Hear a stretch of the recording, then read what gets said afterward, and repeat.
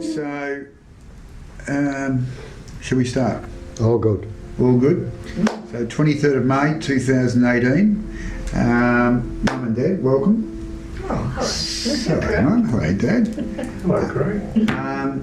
So, I don't know how far back you can remember, but can you remember your grandparents and who they are and where they came from? Do you want to sort of give us a bit of an idea of that? Do you want to kick off, Mum? I was lucky I had two grandmothers.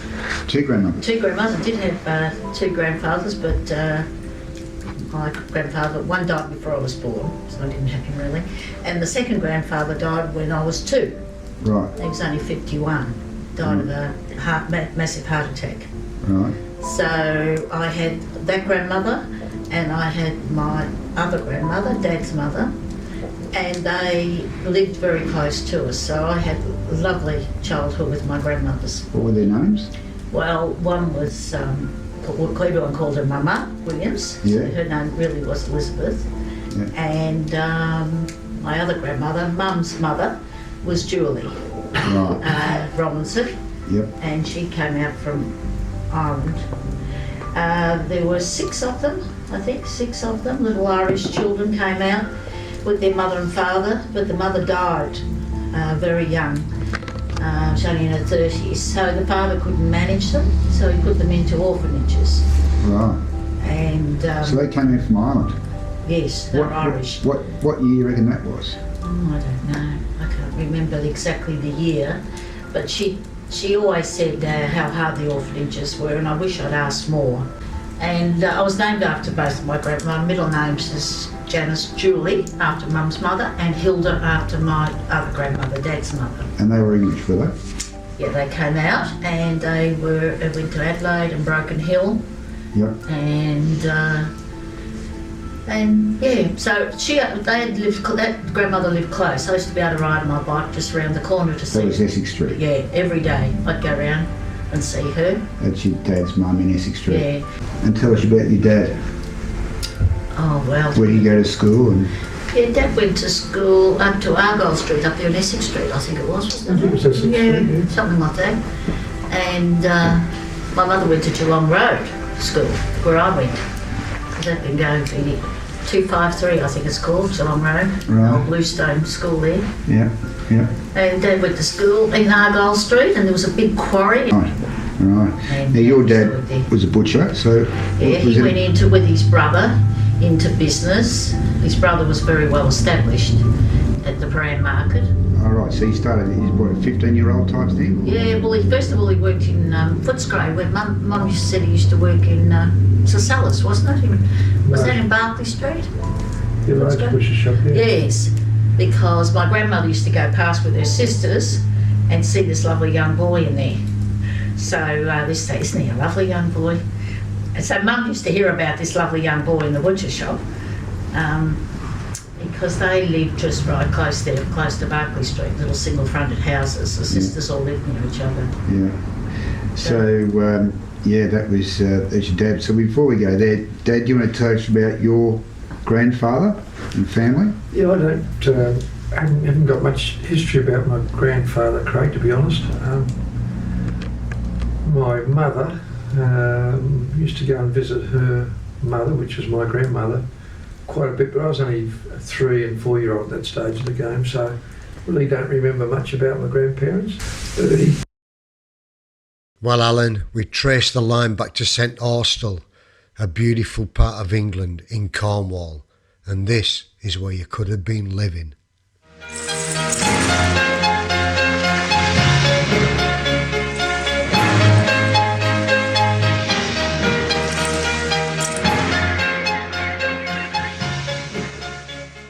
During the 18th century, the nearby Polgorth mine was known as the greatest tin mine in the world. It went from Land's End to Plymouth Road and went right through the town. Many of the Stevens family were miners. The first Stevens we trace back is Robert Stevens, 1658, and then Thomas Stevens, born 28th of September 1678, And then Johnson Stevens, 1st of October 1715. Then to Thomas Stevens, 25th of March 1749. Thomas Stevens then married Jane Couch, 18th of June 1769. And then to Jonathan Stevens, 11th of February 1776. Jonathan married Catherine Rouse, 2nd of February 1800. And then your great-great-great-grandfather William Stevens was born on 15th of March 1800.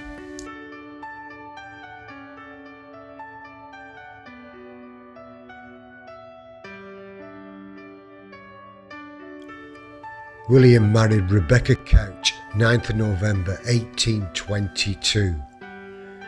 William and Rebecca had 9 children. 3 had died in infancy. On the 30th of March 1847, William had an accident in the mining pits. William died, leaving wife Rebecca with 6 children. Great-great-grandfather Jonathan Stevens, born 1844, was only 3 years old when his father had died. In 1848, Rebecca took her 6 children to South Australia, a 3-month journey by ship, because Cornish tin mining was coming to an end. Many skilled Cornish miners had took the same ship on a 3-month sail to arrive in 1848 in Burra Burra, South Australia. Rebecca did that as she wanted the children to have a life. As the children still worked in the mines, they was used on top and to go underneath to get through the cracks. Burra is situated 160 kilometres north of Adelaide. It was a desolate place. However, shepherds discovered copper in 1845. By the end of the decade, it was a major mining town with a population well over 5,000. Mainly Cornish people.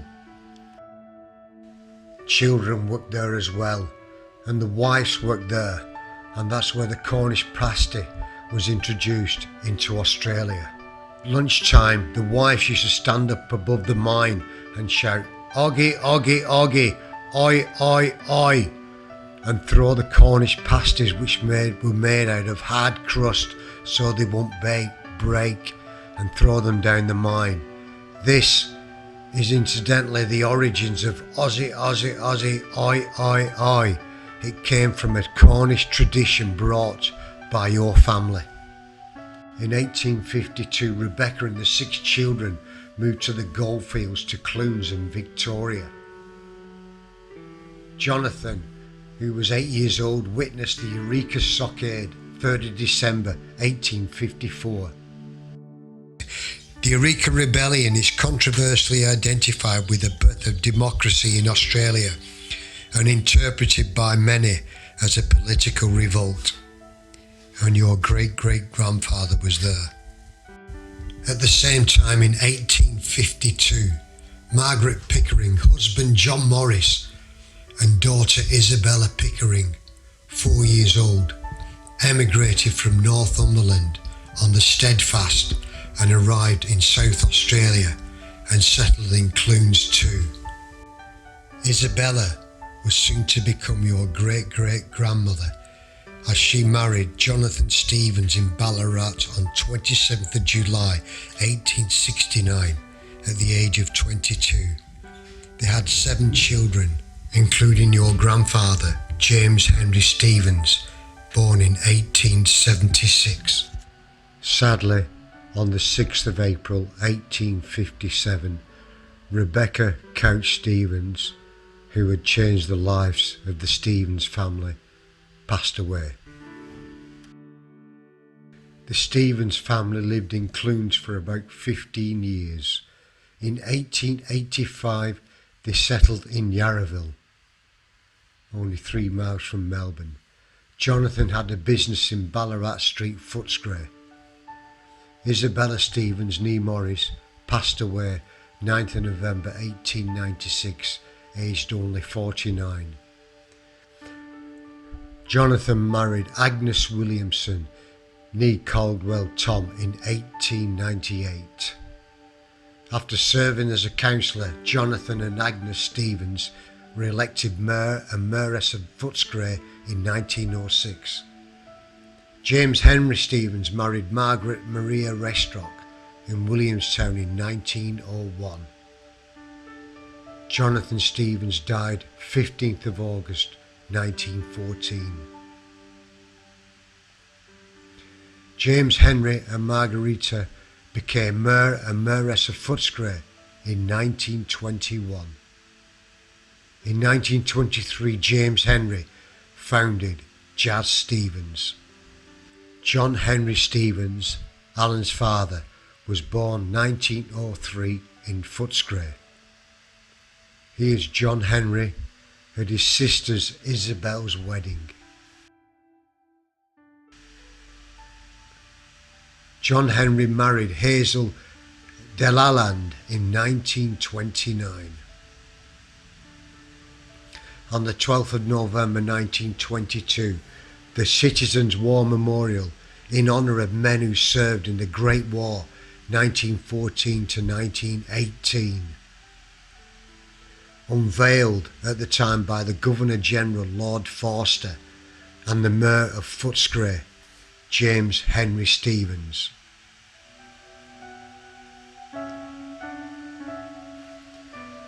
On the 20th of July 1937.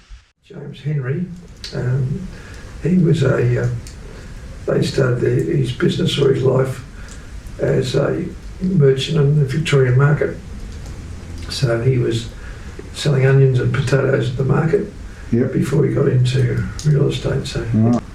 What do you know? Why did he get into real estate? He was the mayor, and how did all that work? That was around the 1920s. 1923, yeah. So he was a councillor, and I think he decided to get into real estate. At that stage, there would have been only 3 or 4 real estate agents in the town. Being a mayor of the city of Footscray, had a bit of a presence about himself there. So he would have been well known in the town. Okay, so back to you, Mum. Oh, God. Pa and Nana, how did they meet? What was their history?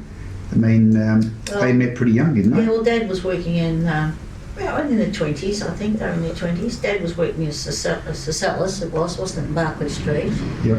the butcher's shop, and my mother was engaged to somebody else. Was she? Yeah, someone out the other side of town.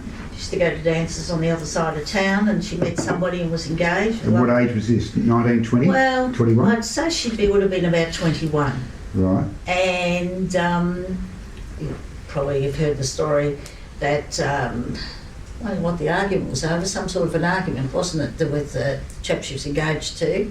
He wanted to go somewhere dancing, she wanted to go somewhere else. So my mother told him, she took off the engagement ring and threw it at him in an argument. As you do. As you do. And he picked it up, put it in his pocket, and Mum said, you'll regret this, young girl, Right. young lady. Okay. Put it in his pocket. So she came in and slammed doors and whatever, and she was upset because she was working in a Coles in the city, and she had to go in and face all her friends without the engagement ring, so she wasn't too happy about that, so she stayed in bed, thought, I won't get up. Right. So my grandfather was quite strong apparently, and he said to her, get up out of bed and go and face the music you've carried on. Get in there and face everybody. So she had to go to work all embarrassed. Right. Okay. So she waited, and she thought that the fiancé would ring her and that. Never No, happened. he played hard to get.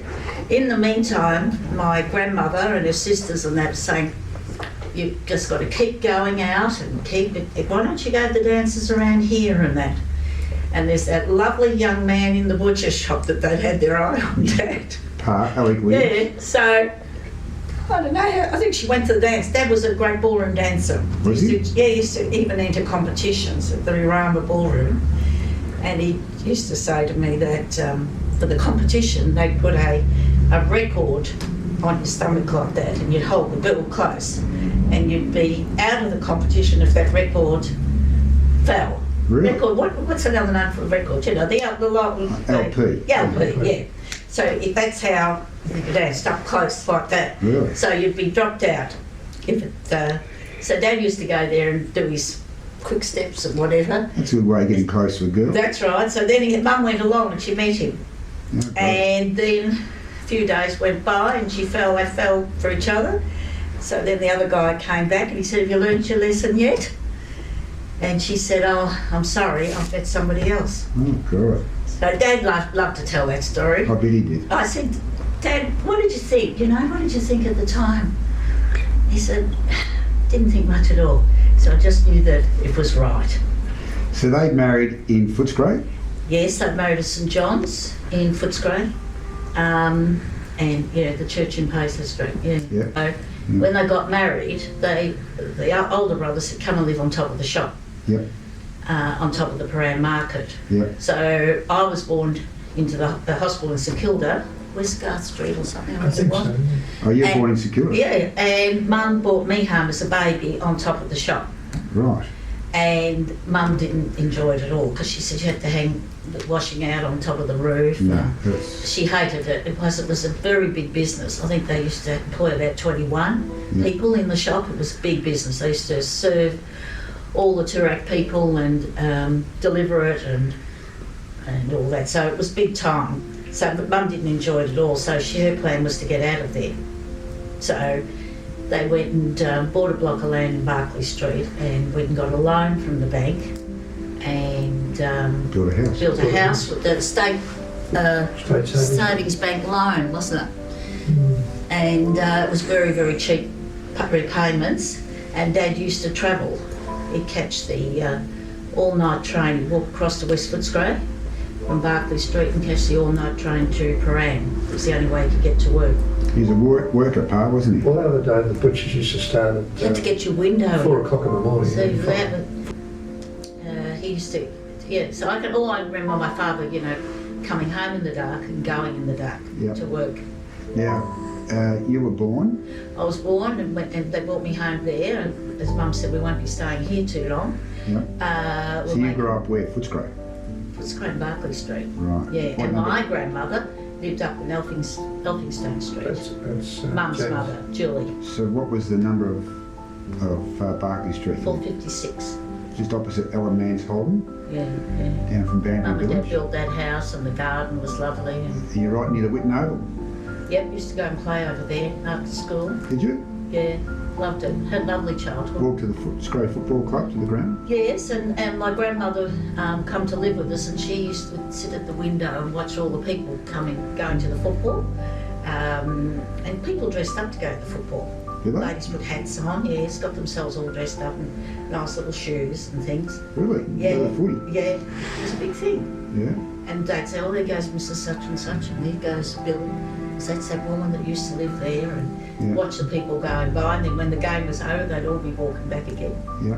And of course, in those days, when the footy finished, my dad worked until 1 or 2 o'clock, Yeah. and then he'd rush home to go to the footy, Yeah. and then every Saturday night we went to the movies. Really? Every Saturday night. We'd catch the tram. So you, your brother John, because Yeah. John came how many years 4 later? years and 9 months younger than me, yeah. And the four of you, as a family, went to the movies? Yeah, and my grandmother, the one in Essex Street, used to have we were talking the other day, weren't they?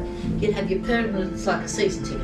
Right. You'd have your seat. Nobody ever, you paid for that seat for the year at the At movies. which cinema?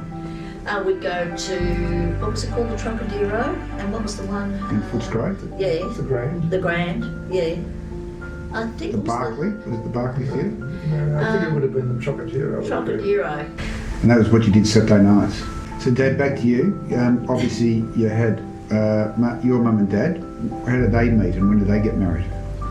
Well, my mother was 19 when she got married to Jack, and how they met, I don't know, Craig, but it's sort of a thing that basically she was very, very young when she married, and she had Wilma very early in her marriage, and then I come along around about 6-7 years later than that, so, Right. and then Janice after that, so. Yep. And where did the family... We lived in Wales Street. Mum and Dad lived in Wales Street, West Footscray. What number? Don't know the number. And then we moved into Powell Street Yep. with my grandfather. at number 11 Powell Street. Which is James Henry. James Henry. His wife, of course, and my grandmother passed on, so they must have moved into 11 Powell Street, and that's where we all grew up, at 11 Powell Street. And how long? Opposite the West Primary, the Yarraville West Primary School. And how long did the family live in Powell Street for? All my life, until they moved to Somerville Road, so it was a long, long time. 40, 50 years. Yeah, I'd say at least 40 or 50 years. And James Henry lived with you. He was quite ill, wasn't he? For what, 5 years or? He died of, we think, bowel cancer. Yeah. Died at home, but was always looked after by And he's buried up at the Footscray Cemetery, isn't he? Williamstown Cemetery. Oh, he's Williamstown Yeah, Cemetery. Williamstown Cemetery. For some reason, I don't know why, but Williamstown Cemetery. Right. Okay. And your family, I mean, the 3 kids and mum and dad, what did you get up to on the weekends? Well, weekend's a typical boy. We're never home. As soon as the sun rose, you're out, and when the sun set, you come home. So it was basically one of those childhoods where it's different altogether than what it is now.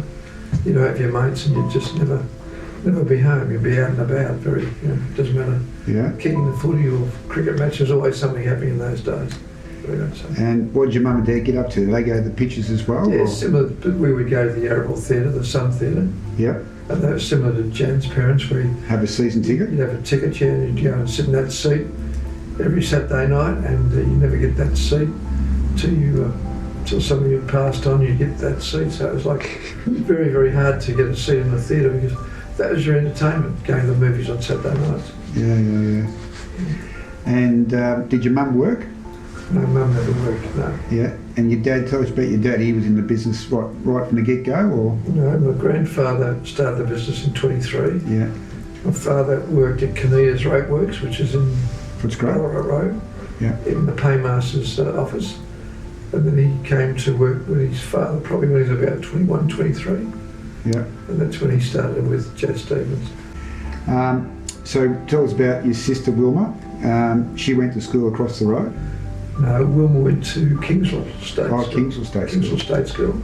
Right. And then she had went to school at Kingswell State, and then she worked at Woolworths for some time and left Woolworths probably when she was around about 30, 32, Yeah. and then didn't work after that. Yeah. And she had suffered from some type of problem with her hand. Had a disability on her left arm, I think it was. Yeah, left arm. Yeah. So she didn't have the best of lives, having a disability. Her life was limited to what she could do. Sure. And Janice came along well after you, didn't she? Well, after me, yes. And what's the difference between you and Wilma, then you and Janice? I think the difference between Janice and I is about 6 or 7 years, and Wilma would be about the same, I think. 6 or 7 years older. Yeah. So Janice came along, and where did she grow up and go to school? Well, she went to Powell Street opposite the Yarraville West Primary School. And then later in life, she went to St Michael's in St Kilda as a private school, Yep. and she enjoyed that very much. Did she? Private school, yeah. Okay. Travelled by train Yep. to St Michael's, so Yep. she went to St Michael's, yeah. And you went to Footscray Tech. Well, I had an uncle, Uncle Ned, who was never married, and Uncle Ned was my grandfather's brother. He was an ex-school, or he was the headmaster of a school, and he retired and he wanted me to go to Wesley College.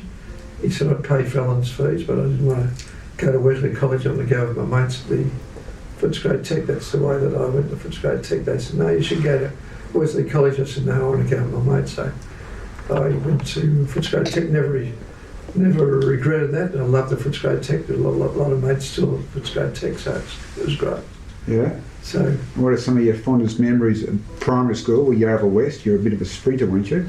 yeah, we Yarraville West in those days. Again, being a boy, you basically, if you showed any sporting ability, you're in the football team or you're in the cricket team or you're in the school sports. It was sort of one of those things that you just love school because they're the sports you played.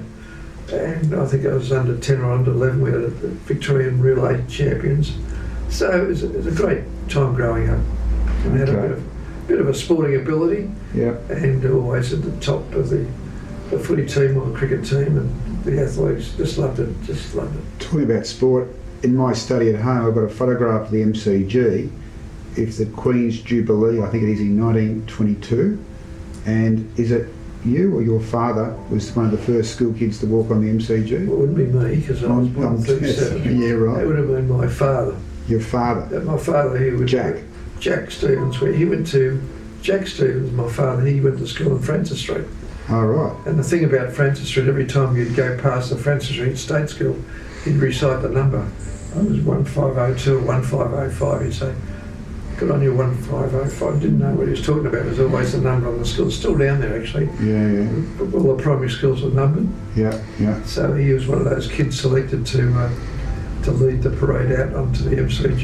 Yeah, I've got that print at home. Yeah. Brooksy, it's an absolute ripper. Black and white, of course, from the MCG in 1922, I think it is. So that was his... It was yeah, completely different. yeah. Mum, where did you go to school? I went to Geelong Road, Yeah, of course, still there now. Catch the tram down, only 2 blocks. yeah. And then secondary school? And then, yeah, I was happy there. I didn't start school till I was 6 because I wanted to be with my mother most of the time, so they sent me to kindergarten and Did you repeat cried. kindergarten? Did no, you? I cried and carried on. All the big talk was, I don't know how she's going to be when she goes to school. She carries on. Anyhow, being born in January, you either went when you were 5, Yeah, which they thought that I'd be better to go to kindergarten, and a lot of children started school at 6. Okay. So I was 6 when I started, Yeah. and I didn't cry, and I got so much praise for that. I didn't carry on. good for you. But I went to Geelong Road, was happy there, and then Mum and Dad sent me off to Lowther Hall in Essendon, Yep, and I used to walk from Barclay Street down Leander Street, cross and catch a bus in Gordon Street that took me round Ascot Vale and dropped me at Moody Ponds Junction. yep. And then I would catch a tram there, and that would take me up towards Essendon, and I'd walk then into school. Which is a big thing in those days to go to Essendon, I think, to a private girls' school by yourself. Well, Mum and Dad wanted to give me the opportunity. They offered it to my brother, and he said no, he'd rather have saxophone lessons. So Okay. he didn't go to private school, but I suppose they were trying to put a bit of a finish on me. Yeah, and did it work? Yeah, I had made friends there, and I enjoyed it. Loved the school dances and that. And then they made a decision that they thought I'd done enough of the school bit, and they took me out of school and sent me to the city to a dressmaking and designing school. And I went there every day from 10 till 4 every day of the week, So, and learnt cutting, designing and Yeah. sewing. and what age were you then? 15. 15. So really at Lowther Hall to you, 7, 8, 9.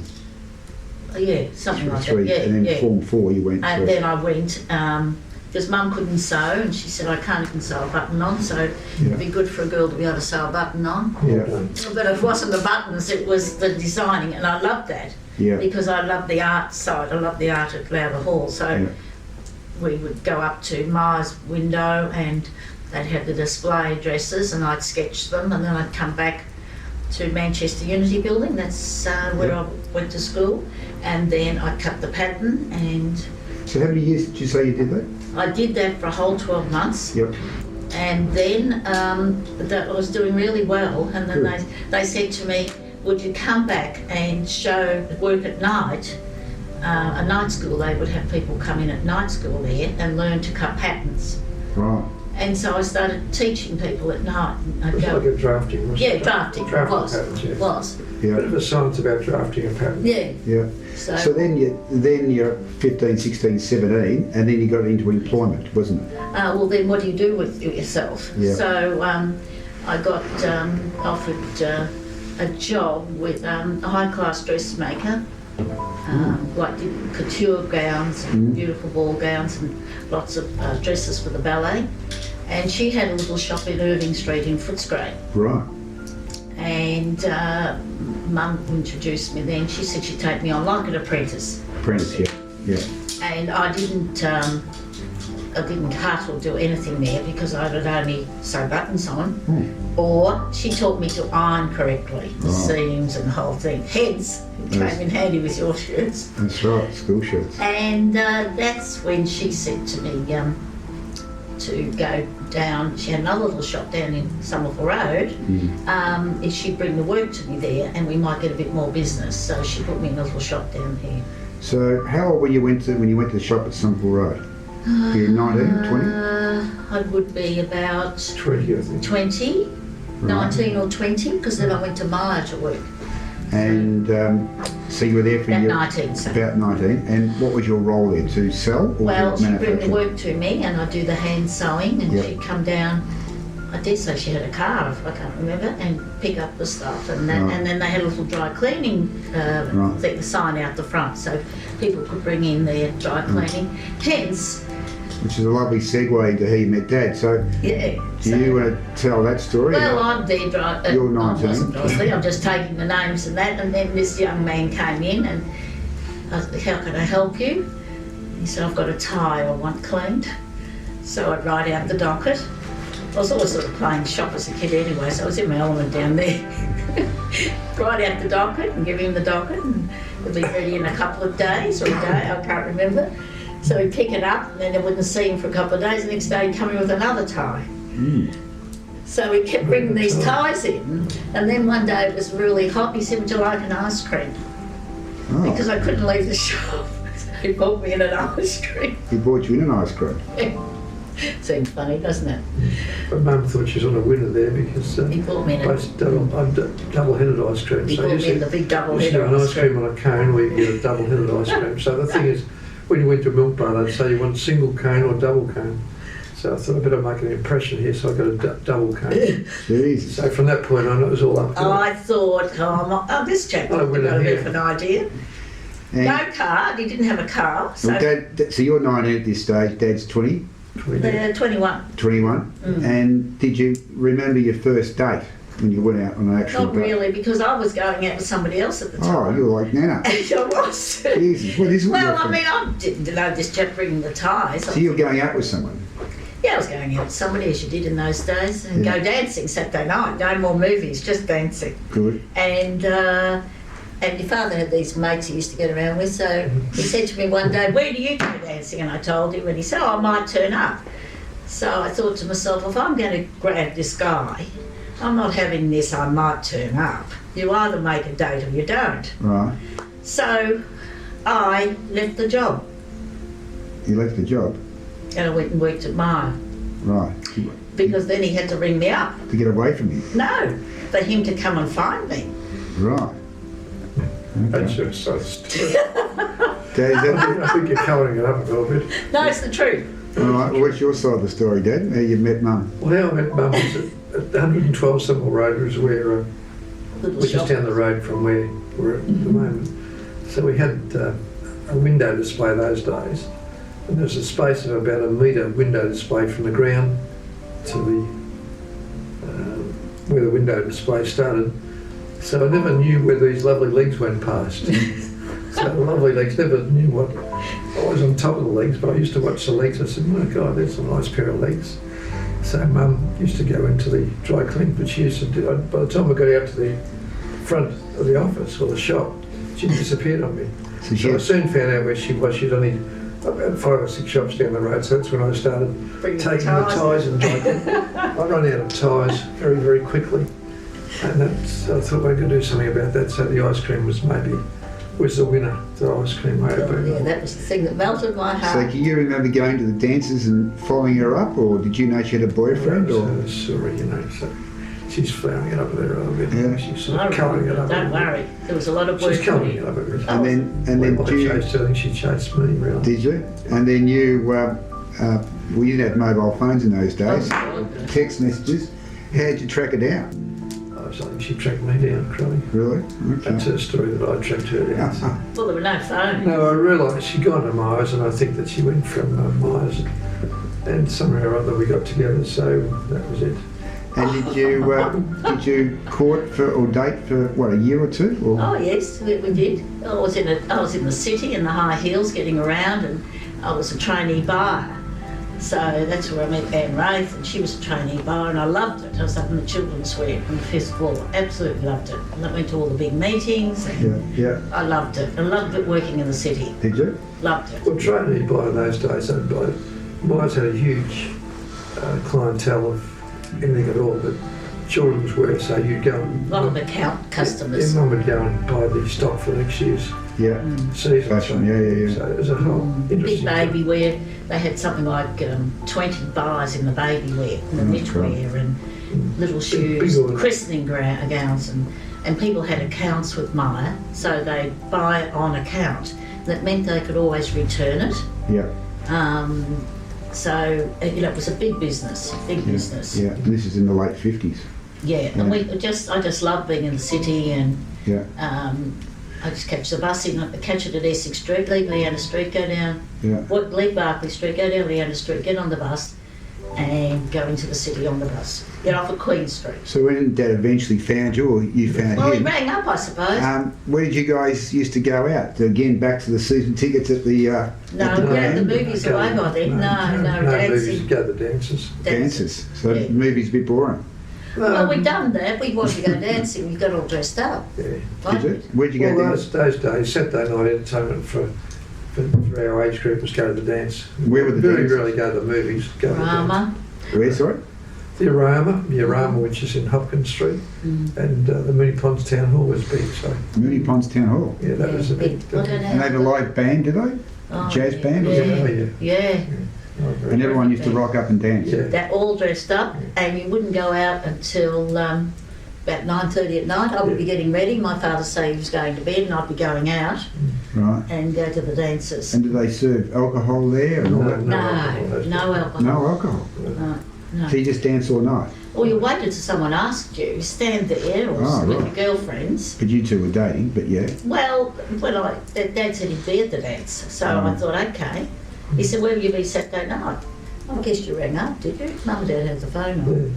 And I said I'd be at the Arama, so all of a sudden he spotted me, you see. And you dance. I'll be going around, doing my very best, trying to look good. And is that where the first kiss happened, or I remember the first kiss, can you? don't go there? Oh no, I can't remember it. You can Okay. go there if you like it. I remember, We I might have to cut all remember that out, won't we? my grandmother Julia lived with us, Yeah. and her and I shared a bedroom. Oh, gosh. I always worried my mum because she used to say, you never ever had your own room. Didn't worry me one bit. So I was flittering around in my high heels. And I remember coming home. Dad dropped me off. You borrowed your father's car to drop me off from the dressmaking place one night. And I said, will you come in? He said, I won't come in this time. I'll come in the next time. So he borrowed the car again to drop me home. And before that, I said to my mother and my grandmother, this is a boy I'm going to marry. Oh, I said, God. oh, really? I didn't tell you this, did I? I didn't know this one. No, you didn't know. Wish I'd And known then that. when he came in, I She both stayed looking and said, is this the She guy? stayed to colour it up. No, is this the guy? Didn't live up to Oh, expectations. no, Colouring it up. is this the chap that you had told us that? I said, I told you. But the thing was, it was a challenge. No. That's right, because Still you a challenge. had to get you away from those funny mates that you had. With his funny mates. At what stage did Dad drive the red MG? When was that? When did that come Oh, to? that was when we sold it the day we brought you home from hospital. And how long did you have the red MG for? Oh, We were on a honeymoon in it, all the way to surface with the top down. Yeah. Okay. So we must have bought that 12 months before we were married. We were I made the engaged. big impression on Jan, I think, because my father had a big white custom line. So at those days, I never had a car, so I'd pick Mum up from the shop down the road and drive her home in the custom line. Must have been Presley, big white I custom wasn't a line. car person. I was more Can you impressed with remember you. Mum when he proposed to you? I can't. We nearly got engaged very quick, didn't we? We were going to get engaged in 1 October, I remember. Right. And then I remember Nana Stevens saying it's terribly quick. And then we thought about it. We said, oh, let's wait 12 months and get ourselves a bit set up and whatever. But once I had the ring on the finger, Okay. I was right. So he's proposed to you, and then there's probably 6 months of wedding preparations. Yeah, about 10 months, I think it was. And Yeah. where did you get married? It's the most exciting time in your life in those times for a girl to be Yeah, engaged. we got, I don't know what we it got was for married you. in St John's Church in Same as mine, Paisley yeah. Street, same place as Jan's mother and father got married. Paisley Street. In Yeah, Paisley, St yeah. John's, still there. So that's where we got married, and then we had the reception at Millen House Ascot. in Ascot Vale, which I don't think is still there, but What's it called? Ascot House. Ascot House. Ascot House in Ascot Vale. Still there. Okay. And how was the family and friends? A big night, was it? There was a big wedding, yes. About 110 20, guests, I suppose, yeah. 120 guests. Yeah. Yeah, everything. Everyone's all dressed up. The girlfriends and Who was the bridesmaids? Anne Wraith and Glenys. She was Glenys Jones then. She wasn't married, I think. No. Glenys Fordham she ended up being. Yeah, both my The girlfriends. two bridesmaids. Yes, and Dad had two of his mates. He had Royce Jackson and your other mate. One of my rowing friends, Bob Ward. Bob Ward. Bob Ward, ORD, Board. Ward. Lord. Okay. Yeah, Good. and a big wedding. Yep. All the trimmings Yes. and Big event. Big Like event. social event of Footscray at that stage. A bit like the royal wedding. Big dress, big veil. And where'd you go for your honeymoon? Service Surf Paradise. in the MG. You drove up. Yeah, drove up in the hood off, yeah. Right. Last words my mother said is protect your face from the sun, because my mother had beautiful skin and I was a bit dark like Dad. Yeah. Protect it and make sure you've got that hood down. You're going to be frizzled up by the time you get there, Right. because there's no creams to put on your face to protect you in those days. You didn't Really? have anything, Yeah. Yeah. nothing. And the honeymoon. Yeah. Any memories of that? Which This is a the- G-rated. yeah, that's right. What was the name of the place we stayed? Sunset Strip or something? Winter Sun. Oh, Winter Sun. It's good That memory. was close. Well, Service Paradise was the place to go for holidays and those. So it just, it's sort of Just most taking people off. that got married went to Gold Coast, and Service Paradise was probably the place to go. Right. That was the first. We were married week before Christmas to work in with the business, Yes.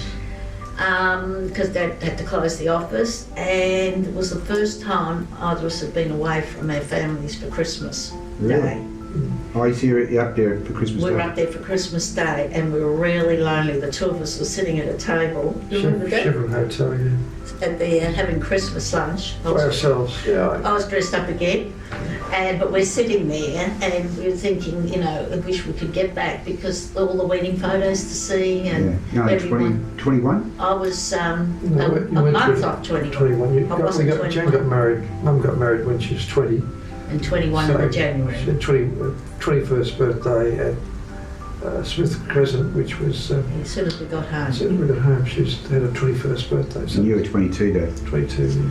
And then I came along You came along. pretty shortly thereafter. No, you came along. Well, we were married the 17th of December. You came along the 15th of In November. November. Well, But you were due.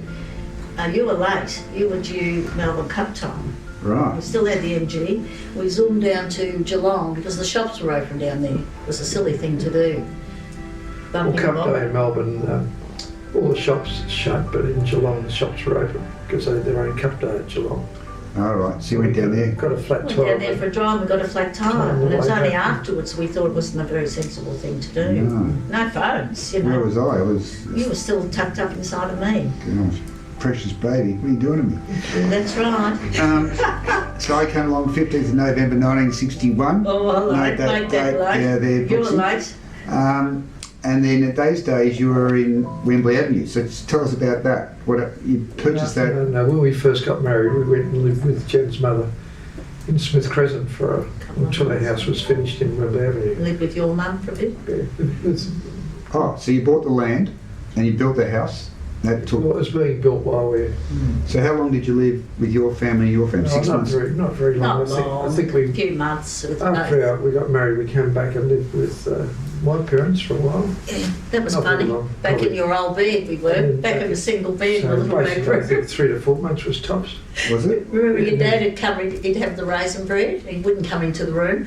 So we're both in Dad's single bed and there'd be a bit of a knock on the door and then all of a sudden this bread and butter plate had come around with raisin bread. Oh, So classic. It's we embarrassing. didn't want to look at us, because it was embarrassing. And so one of us would take the raisin bread, we're sitting up in bed, the two of us eating. He's embarrassed about seeing his son in bed with a woman. Things have changed. I don't think things have changed, really. I'm still It was embarrassed. funny. What? With the raisin bread? Okay, so then, and then why did you go to Wembley Avenue to buy the block of land? It seems to be a long way away from Oh, Yarraville. that's interesting. That was a new estate. How did you come across buying that? Yeah, the Anglis estate. Yeah, well, my father had all the Anglis estate land for sale. So I think it was John Clismatic had a block, and my father said, "Why don't you buy that off John Clismatic?" So we built the house. That's right. So all the boys, Brooksy, went to Clare Court, didn't we? Yes, lovely kindergarten. Yeah, that's Could where walk there. Peter and Lola Anderson and All those. Crookshank. Well, I didn't have a car until No. Hutton was born, so I'd walk everywhere. You walk it with the pram. Yeah, loved it. Had Yeah. a big pram that I've still got here now. Yeah. And then we'd have a pusher and down you'd go. So all the boys went there, and then we all went to Wembley. I went to Primary Wembley school. Primary, So yeah. tell us about Wembley Primary School in those days. It was Great school, wasn't it? Wembley Primary was nowhere near the size as it is now, but it was a real community school.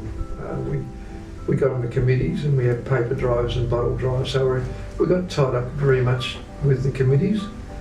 We're an active parents on the group with the school, and it was great because we had great times, not only supporting the school, but very much companionship with the other parents. so for the kids. What is a paper drive and what is a bottle drive? Well, the paper drive was, in those days, waste paper. We'd pick up waste paper from the various houses, they'd bundle it up and put it at the front on a Sunday morning, Newspapers, yeah. newspapers, and we'd have... You get money from it to raise money for the Bill school. May had a big truck. Then we collect all the waste paper and we take it up to Smorgans, who ran the waste Recycling. paper. Excuse me. Recycling. Recycling, as I have. And the big trick was we put all the kids in the back of the truck. So when the truck was weighed, instead of waste paper as well, there's about 10 or 20 kids in the truck. We had the tarp over, so they chucked the weighbridge. Well, the weighbridge was where the truck was weighed. Oh, Nobody knew about it, so the kids thought that was great fun, you know. Simple So pleasure. that's how you made your money with the school and the bottle drives. so they'll give you money for the paper. It's recycling. management drives and Before the things like that. recyclers we know it now. Yeah, and same with bottles, beer bottles, wasn't it? Yeah. Yeah, they take it down to the botlo, as we call the botlo. So that's the way the school raised their funds. Well, True. and what about the bottlers that used to come past? They'd Yeah. call out bottle, That's right, bottle, and people would run out with boxes with their bottles in. Really? And and they take the bottles. And they'd pay you for the They recycling. give you much for it? Not much. would Not they? much, but that's the only way It the was the way you school... got rid of stuff too. Yeah. But he would call out as he was coming past, bottle, bottle. Yeah. And in those days in Wembley Avenue, the baker called to the house too. Did he? So recycling Yeah, was... do you remember that with the big basket and the I rolls? remember the horse going up and down delivering milk. Yes, well the baker used to come too. And in those days, of course, you had the incinerator. You used to burn a lot of stuff, didn't you? Yes, you did. You Yeah, did. only one rubbish tin, so there's I no... loved the incinerator. I used to be out there with a stick stirring it up. Did you? So the incinerator's a 4-gallon drum. Yeah. And you didn't have as much rubbish. Look, in those days too, there was no plastic bags, so your rubbish, you put a bit of newspaper on your sink, put your rubbish and your peelings and everything, roll it up and put it in your rubbish bin. Right. About the half the size. So when you think of it, was recycling even in those days? So what you're saying, we've got a lot more rubbish now than we had back in those Oh days. yeah, there was no plastic containers and things like we've got now, you know. Yeah. And you know, if you're peeling potatoes or peeling anything or chopping up anything, all that when you on a piece of newspaper, rolled up, take it out. Kids, that was the kids' job. Take that out and put it in the rubbish bin. Put it in the rubbish And the bin. rubbish tin was only about half the It was a size. tin. Wasn't plastic Half with the a lid. size of the... Yeah. I half the can't size imagine of that now because, No. Yeah, So what yeah. people did, they would burn a little bit of stuff in the incinerator, oh right, and then they banned incinerators. So Yeah. we had an incinerator here, didn't we? yeah. Big yeah. incinerator. Yeah. So myself, Jason, Hayden and Sam, now we all went to Wembley and then you sent us off to a private school called Wesley. Yeah, it took us a bit of Correct. working that out. We Why, went- why did you do that and not go to local high school?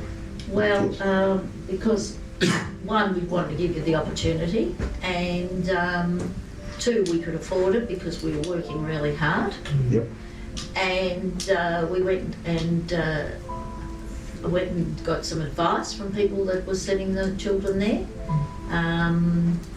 Ken Jones's boy was there. At that stage, when you Somebody went, else's when boy. you were the first of the boys to go to Wesley, but, In the area. but we inquired from Ken Jones, who was an accountant, chap called Bob McNish, who was the Had the big his shoe shop son. in Yarraville. So there's only about two or three boys from the western suburbs going to Wesley. So it was a big thing to do that. But we were able to afford it. We thought we'd get the opportunity of going to Wesley. So it was quite a good experience to sort of sort out where shall we send our eldest boy. Yep, and obviously the others He followed on. turned out okay. Yeah. Now, in those days, talking about businesses, you did have a chain of laundromats, or a couple of laundromats you had with Ken Miller, No, only one. one, but you had it for 10 Big years. one. Yeah, probably around Yeah, 10 10. years. 10 To years. get more money for the And education. explain what a laundromat is and how it worked. A laundrette's a coin laundrette where people would come along and put their washing in the washing machines, and then when they took out the washing machines, they put it into dryers. Yep. So we started off with one laundrette opposite Summerville Road, and then we found a block of land and we built our own freehold. It's where the licensed grocer is now in On Sumble Road. Summerville Road. Yeah, next Oh, you to- built that? Yeah, built it. Yeah, okay. Yeah, we built that. And Used to clean it. Dad go down and clean it. yeah, and you used to count all the 20-cent pieces. Yeah, it's all 20-cent pieces. I think it was $1 for drying, $1 for washing. Yeah, Yeah. And did that make a bit of money? yeah, it Yes, did make it it good money. Yeah. Yeah.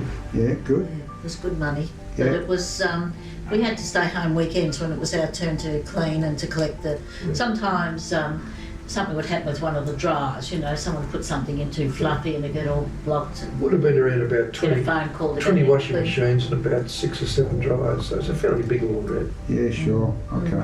That was our extra job. Yeah, and that was a little bit of extra income. Yeah. Yeah. Yeah, good.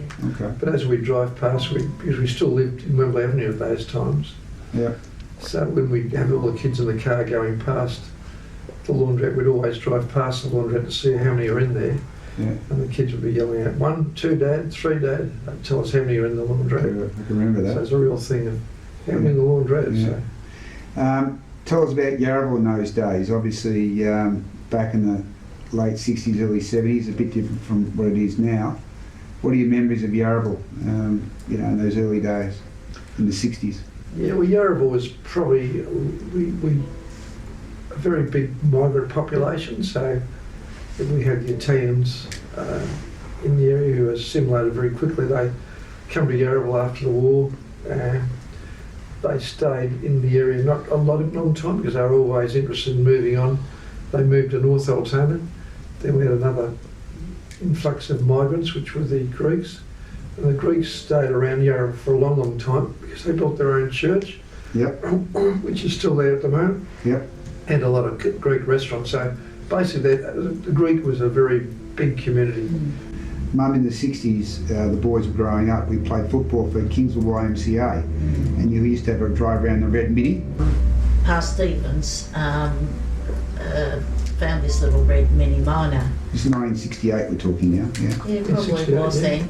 And he said, I've got a little car for you to help you get around. So it only used to cost me $1 a week in petrol. I mean, it was so cheap. This was like a little pedal car. It was that small, bright red. And I'd pile you kids all in it, or somebody else's kids. Yep. I think we had 14 in the car. Oh, we had something, there was all knees and knobby knees and kids. Of course, in those days, there was no seat belts. No. And I'd have Sam as the baby, Yeah. and so whatever I put in were, the seat had to go, there was 2 doors, so the seat had to go down, you'd all have to climb in on top of each other, because the bassinet would go that way on Gosh. in the passenger seat. And I'd drive and I'd be rocking the bassinet, and no one had accidents, because I always say the mothers were the best drivers around because they always had this valuable cargo, you know. And then car seat, I remember Sam in a car seat, Yep. funny little car seat that used to hook over the bucket seat. So when you turn the bucket seat down, the car seat would go down, you'd all climb in the back and then you'd be in the front.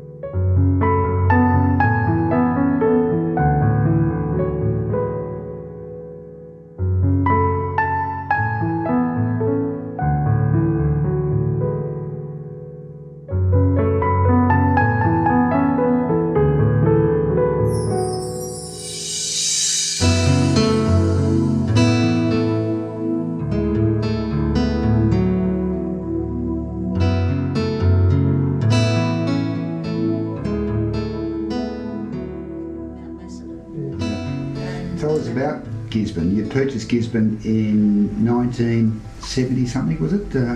Well, which 20 Sam wasn't born. 25 acres.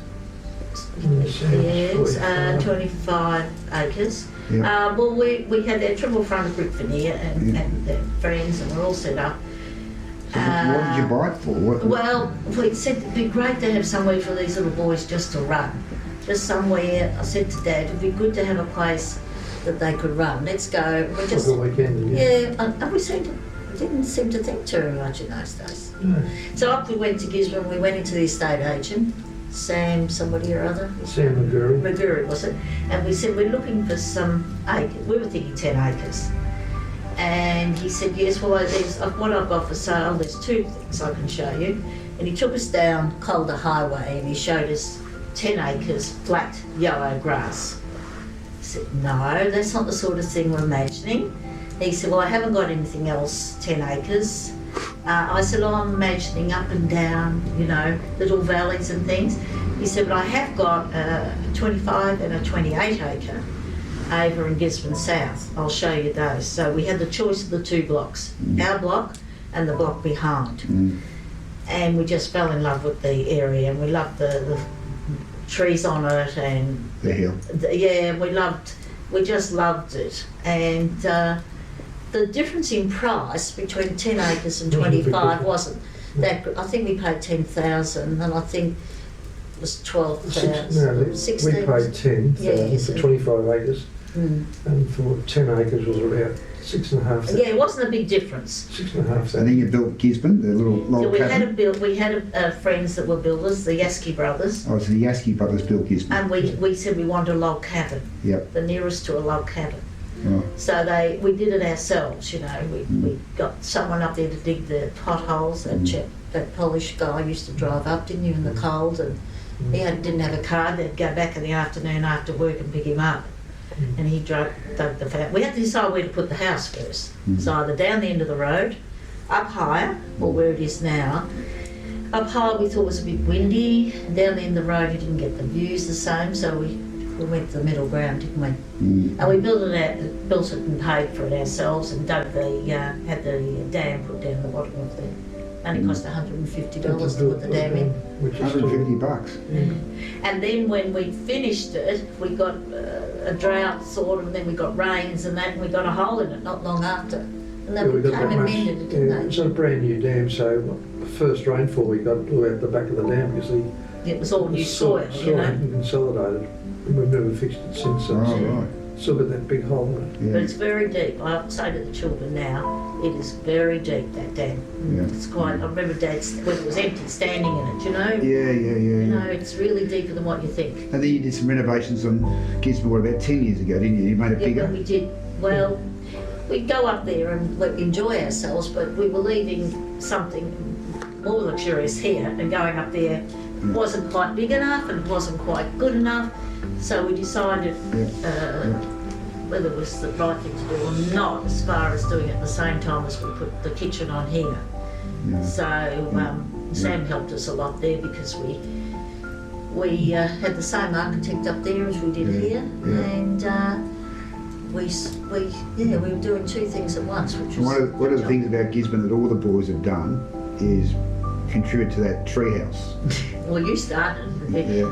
You started with Box of nails a and box that, of nails, and you used to have the original red, white, and blue football jumper on with the white stripes, little knitted up woolen one. Right. You were like a Rosella sitting up there. So you'd be up there every school holiday, all be here. It was pretty boring those days, mate. Well, you There weren't wasn't a lot bored to then do. because you were about 8, Yeah. and you were in your own. You'd get up there.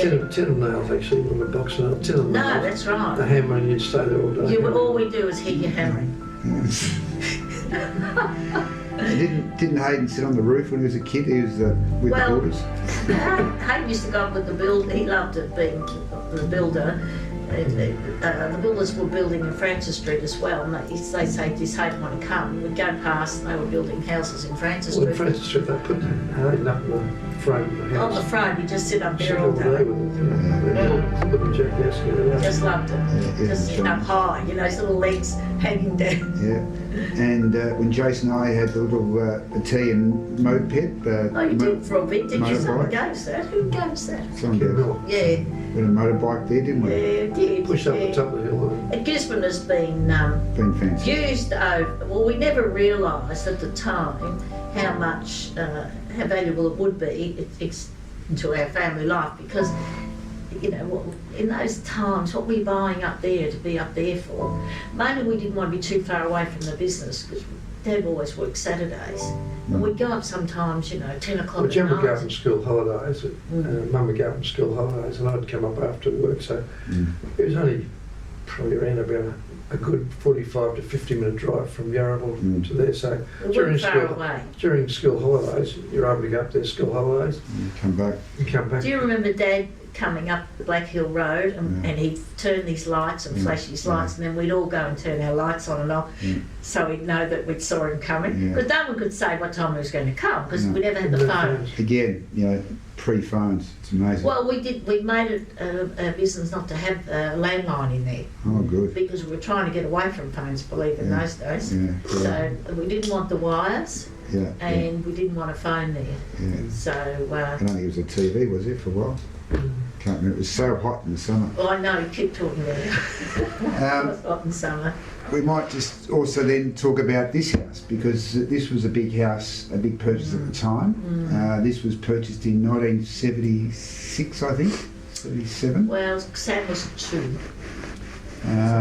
So So- do the calculations. It's now 2018. Yeah, And Sam's in 40. the 70s, mid 70s. So you sold Wembley Avenue for 18,000, No. Sold Wembley Avenue for $40,000. 40,000, and you bought this for 60 60, yeah. 60,000. 60. We bought this for 60, sold Wembley Avenue for 40. So we had to find, 20,000. So this was, tell us the history of this house and how did you come across it and what did you buy it for? Well, this house was history, short story is it was owned by CSR. It's the Colonial Sugar Works. Colonial Sugar Works were probably the largest company in Australia at the time, and this was regarded as the manager's house. It's now 110-year-old. So the house was built for the manager of the CSR, which is the factory down the river. So we came up for sale and we decided whether or not we should buy it all because we were very happy up in Wembley Avenue. All the kids were growing up and you had all your friends there and we had our connections with our friends as well. Running out of So room, really. Yeah, we decided to buy it and it was one of those things where it was auction and we woke up and Saturday morning and think, no, we won't buy it, we're quite happy where we are anyway. Come along with the auction and we purchased it. So it was one of those things, it wasn't one that we studied out. When we saw this house, this is the one we must buy. It's just one of those, not a spur of the moment decision, but it was a decision where we made up our mind on the day to buy it. So. Well, it was an old house and we were leaving a new bathroom, a new kitchen and young people and we thought we were moving into an old area. But we'd run out of room and we had 3 of you in the 1 bedroom. I think you had your own room, I think the others were in Yeah, there. sounds about right. But the underbidders had 5 boys. Oh, did I? Yeah. Did you? Were there many bidders at the auction? No, it's only 2 really. 2 2. main ones, there's 3 altogether. The agent was from Footscray, Melan. We had it 55,000 and he bid 57.5. We went to 60, so it wasn't a very active auction. It was slow going. And Melan. Well, I think at $60,000, it was a lot of money those days. And didn't it make the front page local paper that got sold? Oh yeah, it Oh was. yeah, it was the big house in Big the area, yeah. But it was very grey and needed decorating. You know, need brightening up, but Yeah, we just slowly did things and, yeah. you know, people say, what do you like about them? I said, well, the main thing I like is that we've got this big fence and we're all enclosed here. You know, I just felt it was like an oasis. So when we purchased the house, as Jan said, it was basically the bones were good. It was a very well built house, but everything was very grey. In various rooms, instead of having the chandeliers we've got now, they had the fluorescent lights. So everything was an oil heater fluorescent lights because No, the manager lived here, was only probably here for a short term of 5 or 6 years, so they were quite happy to move on. And if anything had to be done, they'd ring up the factory, they'd send up a painter. So the painter from the factory wouldn't be a craftsman's painter like Slow Sammy, Yeah. that'd be just a Slapdash. what I call a brush hand, yeah. Brush hand, So yeah. long as it was painted up, they're happy. Yeah. It was all painted. We didn't Yeah. do anything. Well, there's nothing first, wrong did with we? it other Yeah. than it was no decorate, no It's, colour scheme. It was all grey carpet, grey walls. So you renovated over a number of years. Well, the first And, thing we did was move in, but we had to borrow the $20,000. Yep. It was a worry to us. Yep. Now you think, why would they be worried? But we'd sold our other house after we bought this for 40, and we bought this for 60. And it did worry us, didn't it? We thought, oh, we're going into debt. Anyhow, it did worry us actually at the time. So we never spent anything at first. We just moved in and spread ourselves out. You all got your bedrooms and you got room with your sports bags and that. You went off to school from here, Yeah. and I took, well, Sam was only 2, but I took Hayden up to Wembley, still kept him at Wembley School, Yeah. at Jace, and I used to take him to school every day. Yeah. Talking about school, myself and Jace went to St Kilda Road, Paran, to Wesley College, and so did Sam. But Hayden, son number 3, went to Sindel, or Glen Waverley, Well, from year grade Oh. 6. grade 6 we Grade said. 6 would never be. He keeps talking to us. Hayden has never forgiven us because when you hit grade 6 at the primary school, Yeah. that's where you captain the cricket team or you're in the cricket team, you're the King of the kids. yeah, king of the kids, and all of a sudden he's been plucked out of grade 6 and sent to Sindel, so he's never forgiven us. So Sindel's about 1 hour on the train heading east So he would catch the train at Seddon or Yarraville, to Flinders Street. get to Flinders Street, and then he'd change trains. So it's probably, although he won't admit it, it's probably the making of it because he met some great mates out at Sindel, And Vance Carn and Nick Evans and all this crowd. Matt Conron. Matt Conran, they were all friends of his who, Sindel was then only went up to grade first form, second form. So when it came to the second form, you could then transfer to Yeah. St Kilda Road, and that's where they went to St Kilda Road. So it was an education for him Yeah. to do that at such a young age. Yeah. Yeah. And he met Vance Carn out there, so Vance Carn was, his parents took Hayden under their wing because at that stage we had a lot of train strikes. Yeah. So there'd be a train strike in which we couldn't get him home from Glen Waverley, and unless I went out by car, Yeah. and he'd stay at Vance Carn's house. So he had a great friendship with the Carn family Yeah. as well as Vance because he'd be like another brother to Vance. And of course Hayden went to uni at Monash, and there was a story at an old Hillman car, He did. and he got it down to 23 minutes from Yarraville to Monash University. It was And, like a pedal car. You In had like a Waverley. seat in it that was quite loose, like a little dining room chair. right. And he went out to He Monash did? after he finished at Yeah. St Kilda Road. Now Yeah. I went overseas, and then the boys were here, and Jace Captain Wesley then went on to uni, and then Sam was obviously here, and he was always going to Wembley, and he went to Wesley. Yes. So as we were growing up, Sam was the baby of the family, wasn't he? He was. We were going to send Sam to Scotch. Oh, were you? Well, the thing is, we took Hayden out of Wembley because he didn't have the teachers like you and Jace had. Yeah. You were Dick Murdoch. and Yeah, some we great, had a couple of young some teachers. great 6th grade And we could teachers. see that he was, and we thought we'd give him a bit of a boost. Yep. So that's why we took him out of Wembley. give him Sam, a bit of- no, Hayden. Yep. Yep. So we had Hayden organised, and he was happy out there, and Yep. then he came to St Kilda Road and was happy there. Yeah.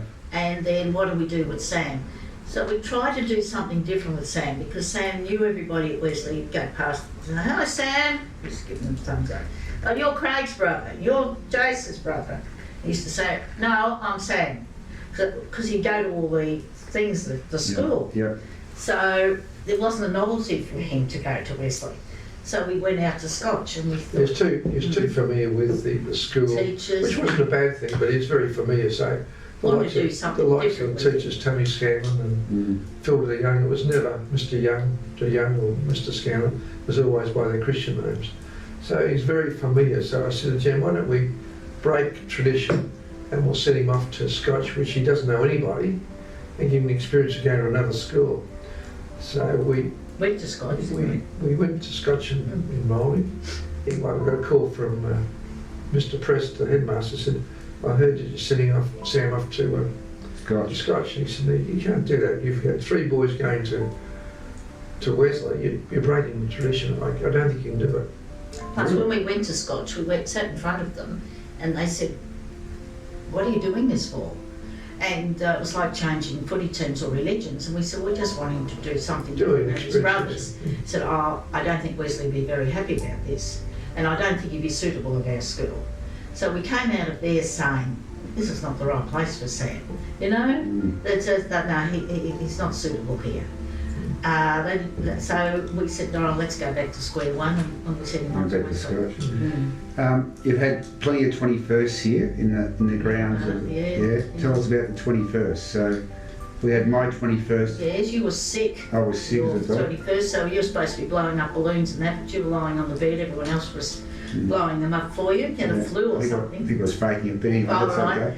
But that was big. We had a band, and that was the first 21st in Jace's. Jace's was big because he had all the old. He went and got new toilet bowls and filled them with lollies and. Toilet bowls? Yeah. No. Yeah, toilet bowls lined up, white toilet bowls now filled with lollies and That's smart. typical Jason. Yeah. OTT.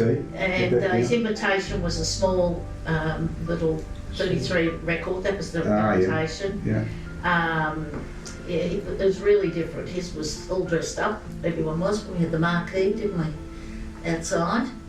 And then it got to Hayden. By the time we got to Hayden, Hayden was working at the Hyatt Hotel to get himself through uni. Yep. His jobs, and he was into wines and the right way to do everything. And so he wanted a black tie do here. Didn't the guy Thomas come along? Yeah, well, he was like the butler at the door. I had a butler. Yes, we had a butler at the door. Everyone came in Typical the Hayden. front gate. Yeah. We had the Yarraville City Band on the bandstand We call it, over near the swing. we call it bandstand for the Yarraville 7 brass band to come along. I made a donation, they said, yeah, so they played. Sons of the Scribe, the Bulldog music. So how many band members were in the There've go? been about 15 or 20. 20, all in their band uniform, all walking up the street with their instruments coming. And we had to let them They in. didn't play all night. They just No, they only played for a while. When everyone was coming, he had the Bulldog thing, Yeah. and he had the right wines and everything. Yeah. And then it got to Sam? 5 years later. Sam said, I don't want the status what the boys had. I don't want that. I don't want this. I don't want that. I just want something. We said, well, why don't you just take the money and it'll be easy and everything. Oh, well, okay. I just want something small. You guys had the Napier Hotel then. Yep. So I'll have something at the Napier. So it came to that. It's like a family thing. So we had the family thing here with the grandparents and whatever. No big occasion. Yeah. Then we had the Napier Hotel thing. Mm-hmm. And then he had another thing with his mates and things. He ended up having more than the other That 25th. sounds right. Same style, a little bit of this and that. And he got the cash as well. He's done He got a well. little bit on the side. Jesus. Add all that up, Brooksy. So we tried, when you're a parent, you try to be fair, right, as you know. Yeah, no, it's been a great house, and it's fond memories, isn't it? As obviously. And the children love it, as the grandchildren came along. Grandchildren Well, love it. people So always, we love Something that. like the people cloud always bit. say, why don't you downsize? The house is too big for you. But the best part about having a family home, doesn't matter if it's us or anybody else, I believe that a family home, when your kids come back to the family home, it's always their bedroom or their kitchen or whatever. So it's a big thing. You don't break the chain. They basically say, this is my bedroom, or this is, so when you're showing your kids off, they say, especially Jason and probably yourself, but Jason is always saying to Charlie or Ollie, this is where I used to sleep, or this is where I used to play. This is where I used to play cricket or football. So you've got a connection. Once you downsize and well, not downsize, but you move to another house, you lose all that history to the family home. It's a big thing, we believe. And the cloud bed's still there, isn't it? You talk about that? Well, the second bedroom used to be out, but we used to be in there. Hayden, when he was here, had the best room in the house. He had the big room. Really? Yeah, he was in where we sleep now. He had a big parachute on the ceiling, and the big bed, and he was all set up in there. Yeah. And then when he moved out and everything, we moved in and redecorated the bed and put the comfortable bed in the second bedroom. Yeah. And of course, when the kids had come to stay, they'd say, this is like a cloud, this bed. So it got the name as the cloud bed. So And the grandkids love coming here, don't they? well, they say about it all the time. They say to me, you know, I just love this. I love coming here. You know, I just love. We haven't broken that chain, have we? Yeah, and I think they just, I suppose too, it's always happy memories, and they just love this. They just love the house. But mind you, it's not a hard house to love. People say to me, "Oh, do you love that house?" I say, "Oh, yes, we love it. There must be a lovely house." So the stairs hasn't been a problem to you? No, No. never. No. No. No, that's good. No. Because people do say downsize, you're quite right. You know, you should downsize. A lot of people think like that. Like a friend of ours said, he likes to get things bigger as he gets older. Really? Yeah. Okay, not smaller. Not smaller. I suppose they think it's work or it's cheaper, or I'm not quite sure. A lot of people downsize for a couple of reasons. They probably downsize because of their health. They want something smaller, Yeah. and also they may want to sell their large family house and get into a smaller family house for cash flow. Yeah. Yes. Yeah. So luckily at this stage we haven't had that problem. I'm not saying we won't, Yeah. No. but basically the family homes, I said, it's a Yeah. part of them growing up, and this is where I grew up, and Yeah. you come back and you say, we used to play cricket there, or Yeah. we smashed a window here, we were playing cricket, or Yeah. Playing footy. You used to get footy over the. Yeah. That's right. So it's all part of the Yeah. part And of the growing Christmas up. is here. They love the Christmas memories. here. Yeah. Oh, Christmas Day is legendary. But the thing is, it wasn't hard for us because we enjoyed it as well. Yeah. Tell us Outside running on strongly, and he hasn't gone for Blarlock's Bull yet. Now he does. Let's see what he can do. Cooksley looking for 5 winners. Mighty Rimu, Knights Contessa, Blarlock's Bull trying to get to them. Holiday Lover switching back near the inside is charging through. Viva Regina on the outside, but Holiday Lover burst clear near the post, and Holiday Lover beat Viva Regina second. Knights Contessa. A lucky last minute ride. Holiday Lover, $13 and $4. $13 and $4 the winner. Now second will be 16 Viva Regina, ridden by Malcolm Fitzgerald, a place dividend of 360. 8 will get third, and that was Knights Contessa, a place dividend of $5. And we'll sort out the superfecta numbers in a moment. They were coming from all directions. I'll tell you something, Shadow. I've had a feeling for a long time now that Blarlock's Bull had a tiny little trace of pussycat somewhere in his pedigree. Maybe 4 generations back, there's a Persian cat. Did you say tiny? Yeah, well, that he might have a big lump of it. But I made him a special, I think, 2 starts back. Racing, the favourite Alias Cumberbatch began okay. You got a slight bump from Rockabye at the start. Darkbow away quickly down towards the inside from Vows, and Soho Square began smartly. So did Rechabite, Star Video. Rare Chance at Alias Cumberbatch are working across the face of the field over on the outside. So they race down passing the 1,000-metre mark. Blushing Bijou moved up on the outside of Darkbow to go to the lead. Vows is in third, followed by Soho Square on the outside, and then Planet Ruler just behind the leading horses. Rechabite wider out with Rare Chance.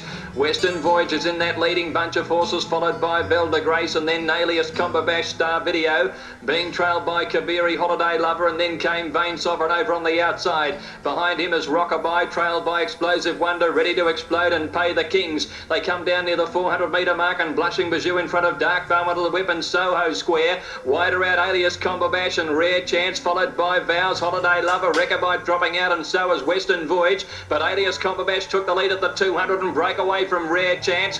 Then Darkbow fighting on, followed by Holiday Lover and Rockabye. Alias Cumberbatch in front, Holiday Lover picking it up on the outside. Alias Cumberbatch a neck, Holiday Lover lunging on the post. This is very, very tight. Holiday Lover and Alias Cumberbatch gets it. Number 19 gets it, Holiday Lover. Kay Forrester on the outside, getting up the score. And the last stride over Alias. Now the winner, $46.50 for the win, and $11.30 for the place. Second. It's legendary. But the thing is, it wasn't hard for us because we enjoyed it as well. Yeah. Tell us, what was your wish when you do move on? What would you like us to do as a family with the house? Well, funny, that's what Hayden asked us. I think it was Hayden or Jace, wasn't it? That asked, and I said that would be entirely the 4 boys to decide. Yeah. Because Not our problem. But we realise I think- life moves on. Well, Elvis turned Gracelands into a museum, Brooksy. We could do that here, couldn't we? You Yeah. could. I think probably when we don't really You'd talk. love to keep it, but We think we're going to be Peter Pan last forever. So I think when it comes to the stage of selling the house, I'd love to see one of the boys or families move into it. So, but that's in the lap of the gods. We don't know what your circumstances are, whatever. So Mm. it's one of those things that it'll happen. Doesn't matter what we say today or tomorrow. Mm. It'll happen. Yeah, So, sure. No problem. life moves on, doesn't it? Life moves on. Tell me, we'll move on to the 4 boys. They all got married, or happily married, which is unusual in today's society. Well, they chose beautiful girls, They so did. that's not hard. We made a bit of touch on giving them a bit of credit. So the fillies of the family. So first came along Sue. Yes, well, What's your memories of Sue coming well, into the family? Sue, I remember Sue's dad saying, well, we're lucky that Craig and Sue got together again, saying you'd gone overseas and Sue was left here. And if you remember right, they used to say she won't be here when you get back, Craig, but luckily she was. And I remember Sue's dad saying to me on the day of the wedding, aren't we lucky that they got together? Did he say that? Yes, he did. He did. That's But right. my grandmother used to say, you know, I'm very lucky I had 4 boys and not one of them went to war. Yes. Because in those days, if you had, you were an engineer, which 2 of them, Yep. one was an engineer, one was a butcher, dad was a Right. butcher, someone was, Yep. they didn't have to go to war, so she Yep. didn't lose a son like a lot of her friends. Yep. And that, 2 things, lucky my boys didn't go to war, Yep. and that I got 2 beautiful daughter-in-laws. Yep. And when she'd say it, I used to think, goodness, you know, her to say that, they're old to me, they're old ladies to me, but that's how she looked upon them. Yeah. So I was equally as lucky, Yeah. and I think that's your luck. I can't imagine now you boys bringing home anyone that No. wouldn't fit in, but then again, that can happen. Yeah. But I was always thankful for Sue because, first of all, we got our first little girl in the family, which was Lara. Yep. She was born just on Christmas, and I don't even remember. We had a little star over the Yeah. pram, Yeah.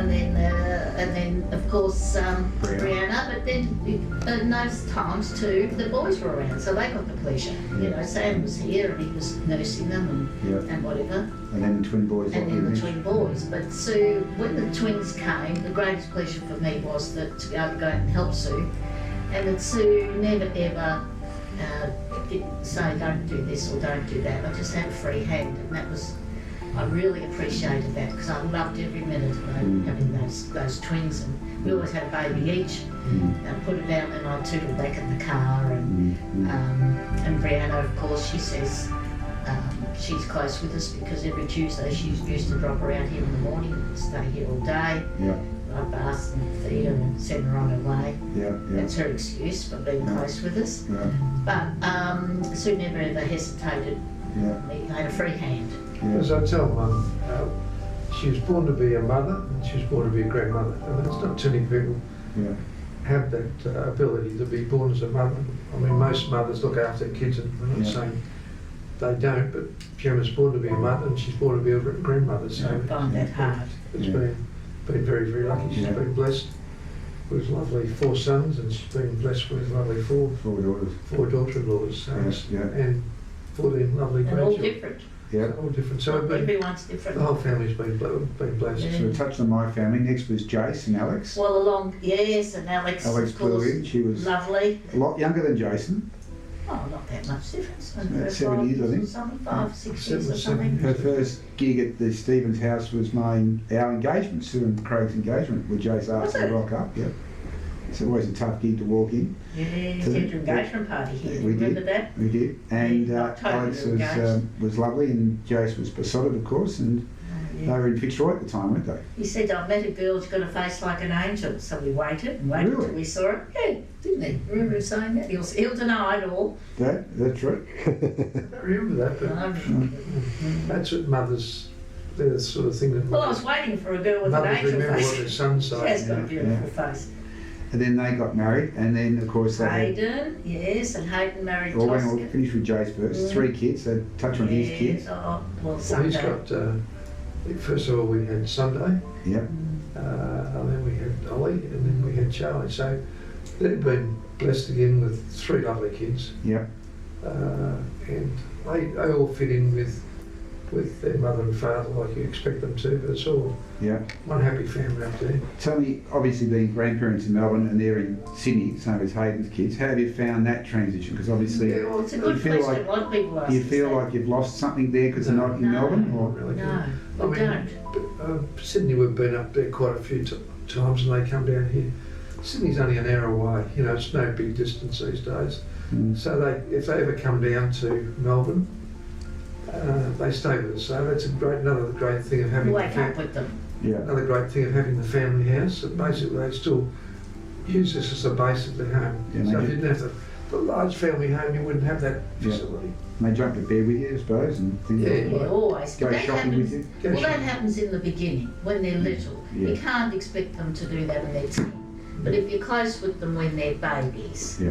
and you're close with them when they're toddlers, Yeah. they're used to it then. Yeah. You know. Yeah. And You don't force yourself onto them. It's either you put that time and effort into when they're young, so eventually it sort of pays off because they treat you with the respect that you thought you should have. Yeah. Not that you can't ask for respect, but you've got to earn respect. Nobody knows. You can ask for it, but you've got to earn the respect. So Yeah. luckily we've had kids that have sort of always respected Yeah. us. Yeah. Good. But that's because we've, as Yeah. grandchildren and young Yeah. kids, Yeah. we've always tried to be involved with them. Yeah. And then, of course, Tosca came along with Tosca son came number, along. son number 3, Hayden. yes, they're happy and everything, and they had their wedding. And Had their wedding up at Gisborne. they did. It was a hot day. Hot day with a lot of bull ants. Another story. Yes, that's another story. Tosca was on time, no doubt, was she? No, she was late, but that was not her fault. Ah. And we had a lovely time, and it was a lovely warm night. We were able to sit outside, Yeah. and it was a lovely wedding. And we were very happy for them. And then we still had Sam. So as a mother, probably not a father thinks the same, I always hoped that Sam would find somebody to spend the rest of his days with and have what you other boys had. Mm-hmm. And I think that would just complete, as a mother, the book for me. Mm. And how Sam went over to France and he met up with his cousin over there, Trent, and whatever, and he met Ruth. Now, I didn't expect Sam would go to the other side of the world to meet somebody, but he met Ruth, Mm-hmm. and he, Sam Stahl, talked Ruth Mm. into coming out here Mm. to Australia, just to have a little bit of a look around. Yeah. And he got in touch with us and said that he wasn't coming home at Christmas, he'd come home after Christmas because he wanted to let the parents, Ruth's Yeah. parents, see him, Yeah. see what he was a decent guy. Yeah. Yeah. So he went and had Christmas with them, and then he arrived, and we were all over in Perth Yeah. visiting Hayden, who was living near the Tosca, Yeah. and you were there too, Yeah. and we're all in Perth, Yeah. and Sam arrived with Ruth. Wow. So I The- often ask her what she thought when she arrived in Perth in This the is hot, the English Rose. the English Rose that had Yeah. been working in Lyon Yeah. and had studied in Lyon Wow. and Good. gone back to Upton where she lived, and then went back to Lyon to work behind a bar where Sam was at the Okay. time. And so I often think, what on earth did you think of us all? We're landing in this hot Okay. area on the tarmac. What'd she say? Well, she said everyone looked brown. Well, that's another story then. That's another story. Now they've got 4 kids, so let's touch on Yes. their kids. Yes. So they've got Anushka and Heidi and Harry. Yep, it's cute. And I said it the other day, you're Prince Harry. He said, no, I'm not, I'm just Harry Stevens. I said, okay. And Pia Julie, my middle name of my grandmother. Good. And we skipped over Hayden Tosca's lovely kids. Yeah, So oh, who have well, they got? Ginger Yeah. and Sassy Yeah. and, of course, Gully. Yeah. And how old's Ginger at the moment? Ginger's nearly, she's 13, 14. Her birthday's next month. She's got some. She's 13, she's 14 next year. They're 14 in June. She's tall. And tall as me. really tall as you. Yeah, and then Sassy's just turned 12. And Sassy's a runner, cross-country runner. Yes, she is and a soccer player. And And then Gulliver. and Gully loves going to Rebel, doesn't he, with you, Pa? Yeah, he loves Rebel. Every time they come to Melbourne, I say, come on, we'll go down to Rebel. So he loves walking through Rebel and tests everything out down there. Gets the soccer balls or the footballs or the sports bags. He just loves Rebel. So we spend a good hour walking around before he never makes that initial purchase. He always likes to have tested the Just touch everything. So he loves We just never ask for anything because they've been told not to ask for things. And we try not to buy. Well, Hayden says, don't buy them anything. Don't buy them anything. And I whisper to Gully, he's not the boss. Really? I'm the boss. Oh, God. So it's a smile from ear to ear there. Yeah. So that makes them really touch everything because they've got to make sure that what they're going to get. Right, yeah. But I mean, that's the pleasure we get when they come down like that. And Hayden and Sam and Ruth's kids, they're at Kangaroo Ground. So you've been to a lot of dancing concerts and you've had the opportunity, We have. being in Melbourne, to go to a lot of their We have. events. But we haven't missed out. Yeah, we've gone up to Sydney for different Sydney, concerts. They had concerts, we try to get up there. There. Yeah, we try to get up. Very much so. I don't think we've missed out on anything because the No, boys are. Sydney boys, Yeah, we always go to the sporting events if we're up there. yeah, yeah. And Sunday's been a few concerts we've tried to get there. So we've really missed out. But by the two boys being up in Sydney, we really wouldn't think we've missed out on much of But it. the thing is, you know, you've got 14 grandchildren. Yeah. We never dreamt when we were Yeah. having that double-header ice cream back in Yeah, Sutherland yeah. Road that you had no idea where your life's going to go. Mm. But 14 grandchildren, and there's not one that you could love more than the other.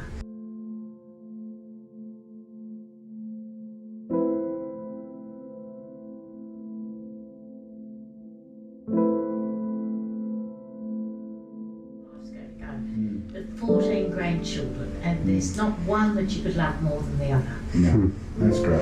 It doesn't matter how you think, the one at the time, Yeah. one always comes up of Sam, Zanushka always comes up and gives me a kiss, and then Heidi perhaps doesn't, and she'll give me two because Heidi didn't. Yeah. But you can't separate them. No. You just can't. I'm all exactly the same. Mm. We'll finish up shortly because Brooks is running out of tape. But I All about suppose us. reflection now of the family as we come to a close. Yeah. Had a great life. Dad's obviously with the Peter Mac and everything had a fantastic Yeah, it was report a life. big hiccup in our lives. We Yeah, always over the last couple of tried years. it, but we were fit and we were healthy. Yeah, they came out of the blue, didn't it? So your health's been great. Yes. You've always worked out with a personal trainer. Yeah. I used to swim, Dad used to always I've do always weights. had the personal trainer ever since I was. I've always done a bit of weights and kept myself fit ever since at age 15 or 16. Yeah, So there's been various breaks, but I've been lucky that I've been able to continue that. yeah, And with the hiccup about 2 years ago, of course, it knocked me for 6 because, as I said, I thought I'd live forever, but it hasn't happened that way. But I'm on the way to recovery and I'm enjoying life. good. That's what life's all about. You've got to get up, and sometimes I don't feel like it, but just get up and push your way through it. And Yeah, we have a personal trainer now twice a week, and he pushes us through. all We always said when we knew that had your back to the wall a bit, that we were going to go in and fight like hell and Yeah. do the best we could. yes, But the 2 years is nearly coming up. yeah, And I said to someone the other day, it's been sweet, the 2 years. It's been a turmoil and a roller coaster, as Sam's wife Ruth says. It's a roller coaster. yeah, But every day is so precious, yes, and we make the most of everything. Yeah. And some days are hard, yeah. but we've had chance there to Savour, I suppose. savour, and we've been very, very fortunate. We were very lucky because we both came from really nice parents that tried really hard, and I probably only appreciate that now, how hard they tried for us and were interested in us. So it wasn't that hard for us. People say, how did you do it all? We just followed their step really and tried to improve a bit on it, whether we have or not to be We're decided. very, very lucky too that we've lived through some fantastic times. I mean, if you're looking at over our lifetime, my lifetime's over 80 years and Janice's over 78 years. We're very lucky that where we've come from, where we're going, we've lived through some fantastic times. Opportunities. Never known that we have never had money. We've always had the ability to earn money. We've always had a good house. We've had a good family, daughter-in-laws and kids. So basically, it's been a blessed life that you couldn't buy, and it's all come about by we've been very, very lucky. So there's a lot of luck in it. There's also a lot of hard work that we've worked hard, and now we're reaping the rewards of that hard work. Been very lucky. Can you ever? Okay. Yeah. Go on. Can we ever believe that back all those years ago when you first met, your life would pan out like No, this? had no idea. Wildest memories. No, my main concern was how I looked, and how my hair looked, and how I looked, and if I could grab this guy and get him on my side.